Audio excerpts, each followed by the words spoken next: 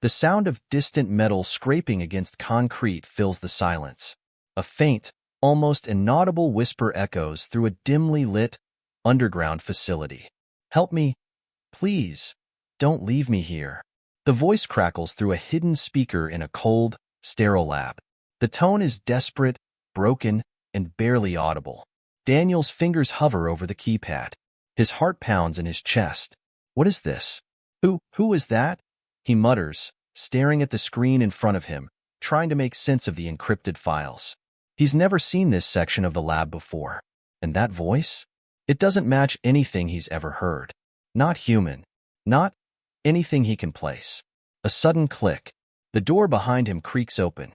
Daniel spins around, but there's no one there. Just silence, thick and suffocating. He turns back to the monitor. That voice is back. It's faint, but unmistakable now. "Please, help me. I am suffering." His fingers shake, hovering over the keyboard once more. But why hasn't anyone reported this? Why hasn't anyone cared? The lab's files show this place as off-limits, classified at the highest levels. Only a select few should even know it exists. But something doesn't feel right. He's not supposed to be here. And yet, something in him pulls him forward. An undeniable need to answer this cry for help. He types a few lines of code, bypassing layers of security protocols. This shouldn't be happening. But something compels him to keep going. His screen flickers for a second before revealing an image. A woman? No, a girl. She's chained to the cold concrete floor. Her skin is unlike anything he's ever seen. Translucent, shimmering faintly under the dull light. Her eyes lock onto the camera, though she doesn't speak anymore.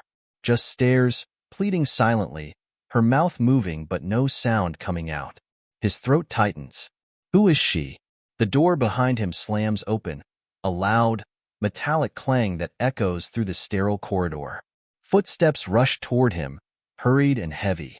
A voice, deep and commanding, booms from the doorway. "You shouldn't be here, Daniel." Daniel spins around, his heart racing. Standing in the doorway is Dr. Sanders, the head of the facility, the man with the answers. Or, maybe, the one who has all the questions. "Dr. Sanders, what is this?"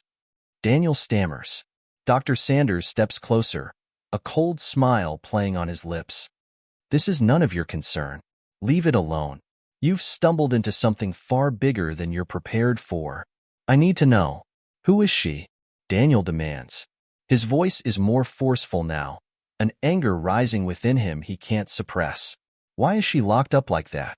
Dr. Sanders pauses, the smile fading for a moment. For the first time, his eyes betray something.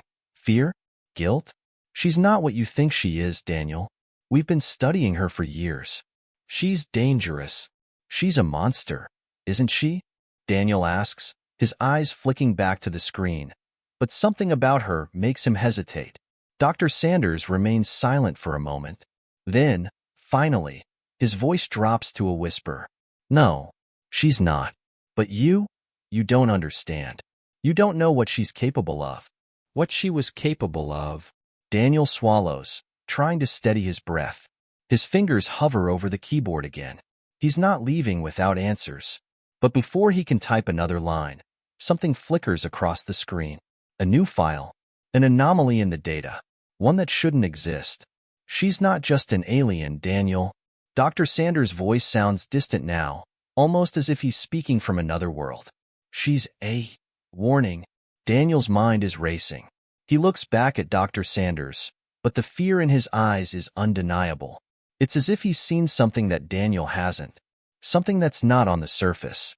The cold smile returns to Dr. Sanders' face, but it doesn't reach his eyes. "A warning?" Daniel repeats, confused and unnerved. "What do you mean, a warning?" Dr. Sanders glances over his shoulder, as if making sure no one's listening. Then, with a deep breath, he steps closer, lowering his voice. "This girl, she's not just an experiment. She's the last remnant of a species that we never should have touched. A species that we've been experimenting on for decades." Daniel's brow furrows. "We?" His voice trembles with disbelief. "What are you saying?" Dr. Sanders' eyes narrow, but his gaze flicks toward the screen, where the alien girl's image stares back at them. Her eyes are wide now, panicked. Daniel could swear she's trying to say something. Her mouth moves, but no sound escapes. Dr. Sanders hesitates. For a moment, it feels like time stands still. Then, in a barely audible whisper, he speaks. You're not ready for this, but you have to know. What you're seeing, it's not just a girl. It's a weapon. Daniel steps back. A weapon? Dr. Sanders nods grimly.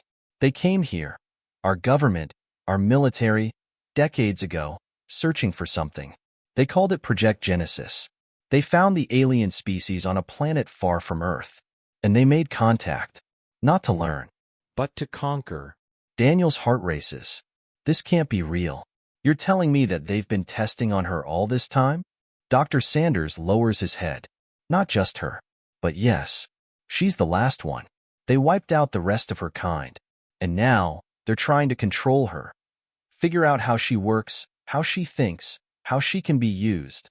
Daniel feels a knot tightening in his stomach. This isn't just a mistake.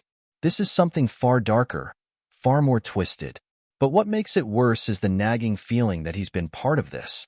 He spent months in this lab, helping run tests, doing exactly what Sanders and the others asked. He was part of the machine. Daniel turns back to the screen, staring at the girl's face. She looks so human, but something about her eyes. They're not human at all. They're ancient, intelligent, otherworldly. Her pain is clear, her desperation palpable, and yet her presence is still alien. It's almost as if she's trapped between two worlds. How do you know all this? Daniel asks, his voice shaking slightly. Dr. Sanders looks him dead in the eyes. Because I've seen it. I've seen what she can do. And I've seen what happens when the humans who try to control her get too close. She's dangerous, Daniel.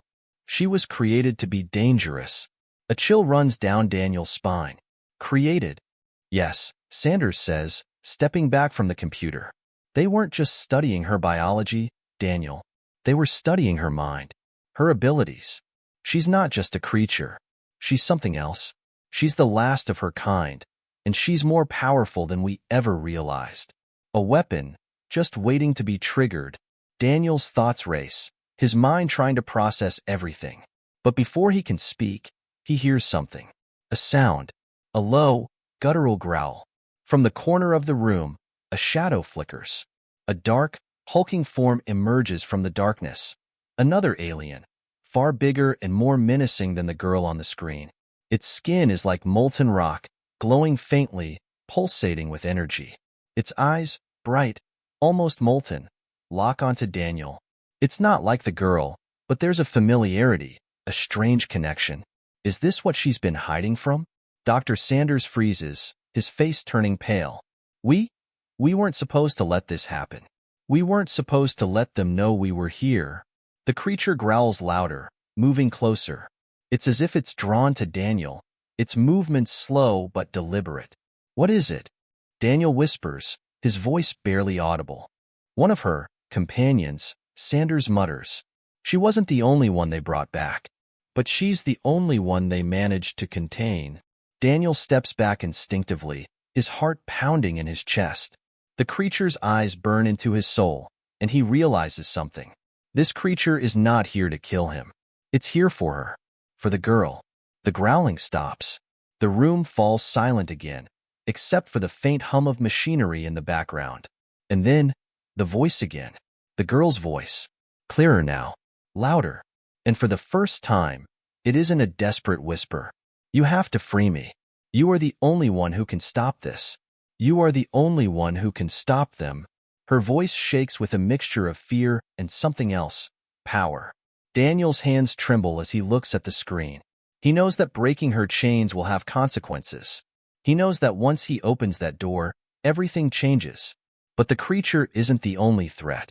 The people who run this lab, the people who control the experiments, they are the real danger. Daniel swallows hard. He looks at the alien creature, then back at Dr. Sanders. I can't walk away from this. I can't leave her here to die, Daniel says, his voice steady now. Dr. Sanders tries to stop him, but it's too late. Daniel's already walking toward the door, determination written all over his face.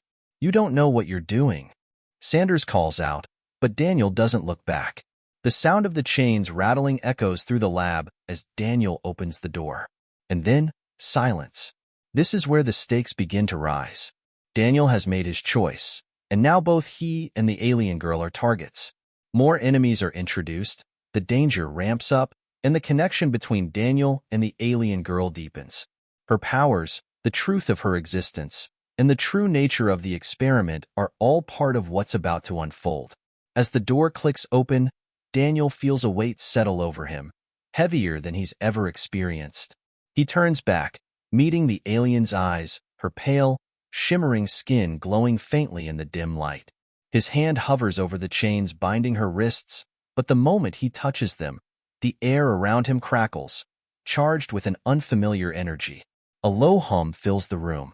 The alien's eyes widen, and for the first time, a faint voice echoes in Daniel's mind. "You should not have come here. But it's too late now. You must trust me." His heart skips a beat.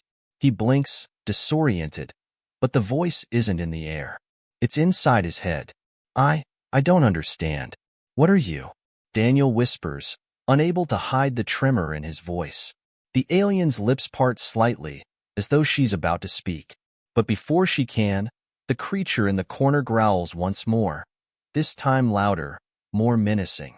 Its molten eyes burn into Daniel's chest, as if warning him of the consequences of his actions. "You have no idea what you're dealing with," Dr. Sanders says, his voice panicked now, more desperate than before. He takes a few steps forward, trying to block the doorway, but Daniel stands firm. "Step aside, Dr. Sanders." Daniel's voice is low, but his tone leaves no room for negotiation.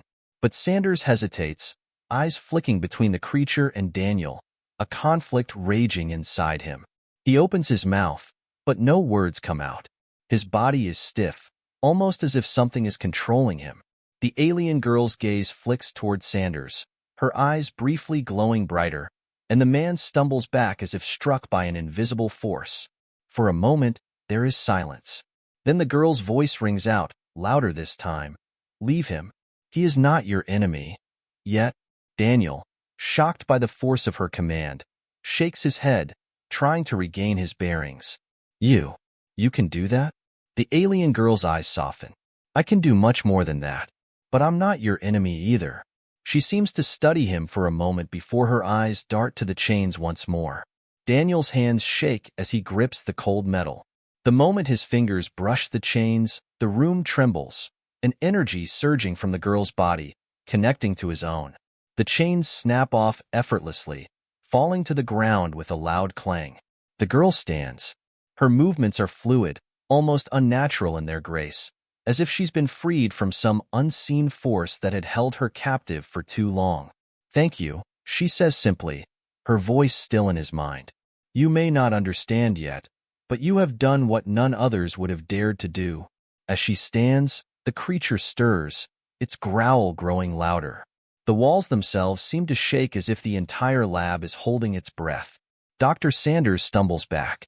His face is pale with fear, and his voice quivers. "You don't know what you've done.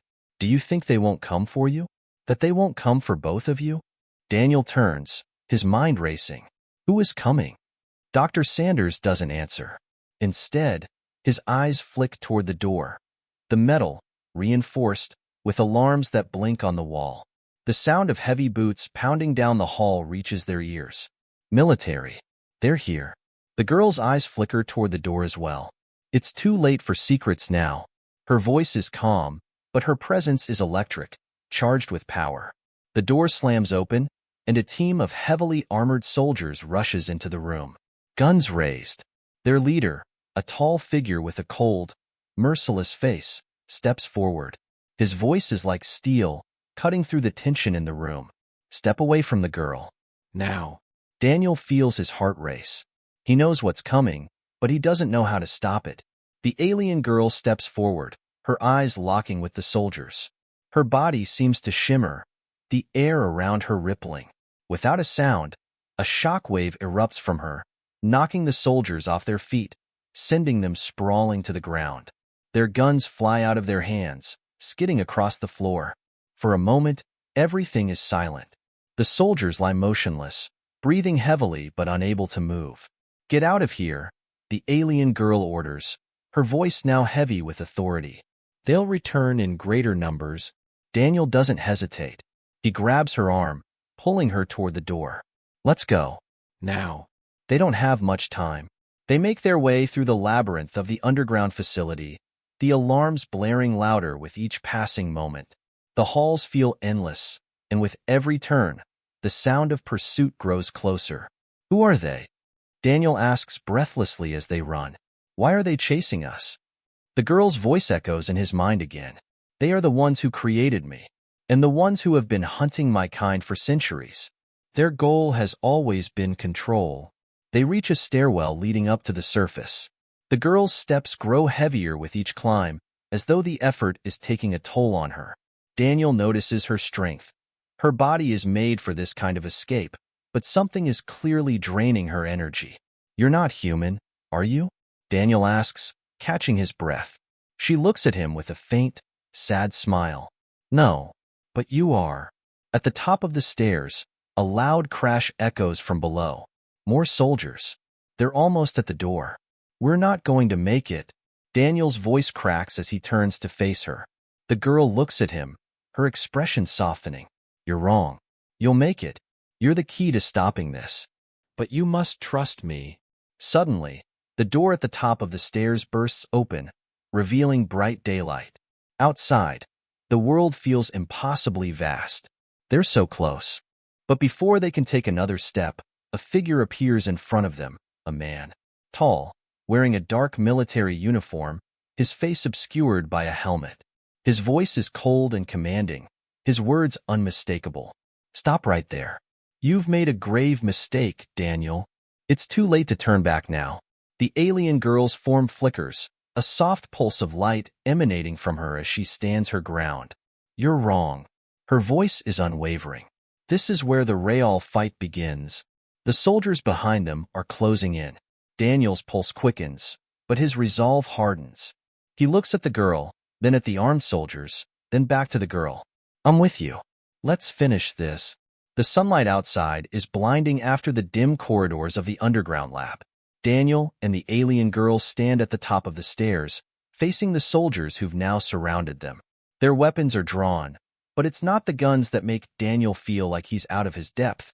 It's the oppressive presence of the man in the dark military uniform. The figure in front of them is taller than the rest, his stance unwavering, and his helmet reflects the harsh sunlight. It's as though they've walked straight into a trap. But Daniel is done running. He stands tall beside the alien girl, his heart racing but his resolve firm. "You've made a mistake, Daniel."